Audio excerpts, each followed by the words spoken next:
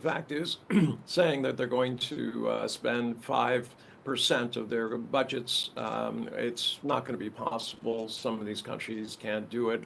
Many of them are, well, almost all of them are in dire economic straits.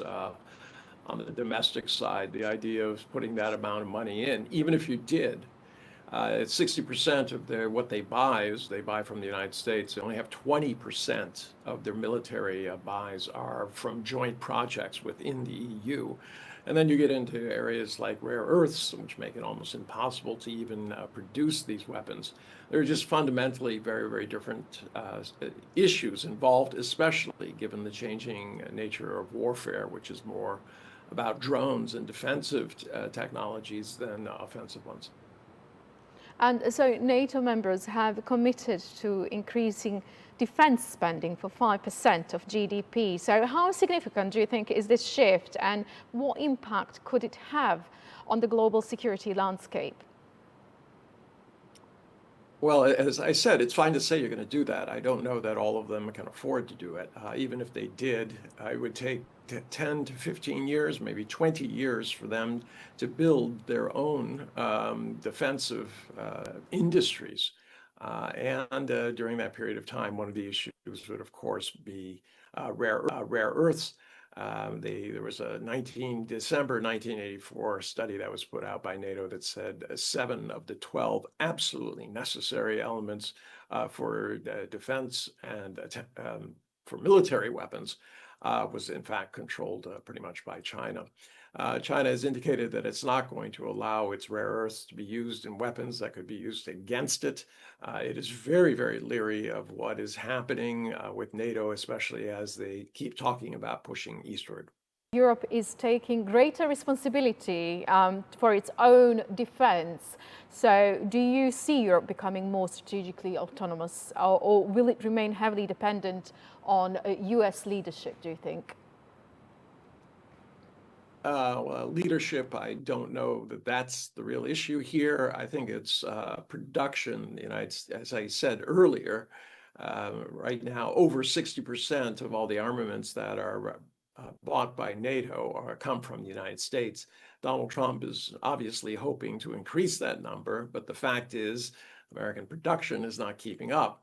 They're not able to deliver planes, F-35 planes, they're advanced fighters with radar, simply because they don't have the rare earths to put them in, and they're trying to gloss it over and pretend that that's okay.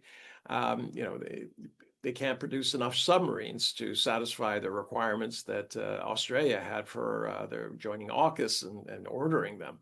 The U.S. is under severe pressure in terms of its production capability, and yet it's still trying to create orders for weapons that it badly needs itself. So it's not working. You can't have a situation where you're promising more than you can actually deliver, but that's exactly what is happening. Beijing's perspective, so how are China's policymakers likely to view NATO's expanding military capabilities and increased defense spending? China in particular, and not just China, but Asia. You'll note that Japan and South Korea skipped it this time around. It's a real indication that they feel that the United States is not following a very predictable line. But no one wants a repeat of what the U.S. did first in South America, Africa, Middle East, happening in East Asia or other parts of Asia. They want peaceful development, not more conflicts.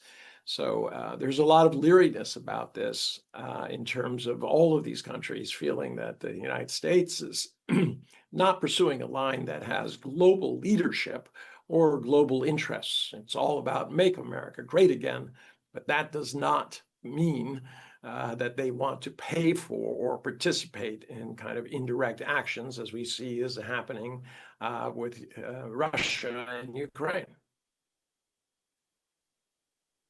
Europe. Could these developments reshape the broader global balance of power and influence security dynamics in the Indo-Pacific and other regions, including China's strategic environment? Okay, what we see here happening is an acceleration of this kind of splintering, especially when it comes to issues of security. The global supply chains are going to be split, and it'll be a question of who can produce them most efficiently. Right now, it's China, and China has the wherewithal, as I keep saying. It has the rare earths that it needs to produce its defense weapons, whereas the US and Europe do not have what they need to produce what they believe is necessary to protect themselves or to launch wars of aggression. So these supply chains are going to split. It's going to be very, very costly for those in the US and Europe trying to replace those. I'm sure that they will do it. But it's, as I said, they're about 5 to 10 years behind in terms of rare earths.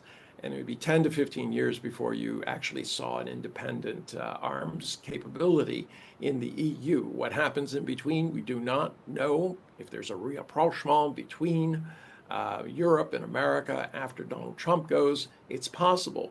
But given the length of the alliance and the latest occurrences between tariffs and also, threats against Greenland, etc., these are not going to be forgotten, and they're going to be at the back of their mind. So I also see that EU will try to gradually wean its way off the United States, but it's going to take a long, long time.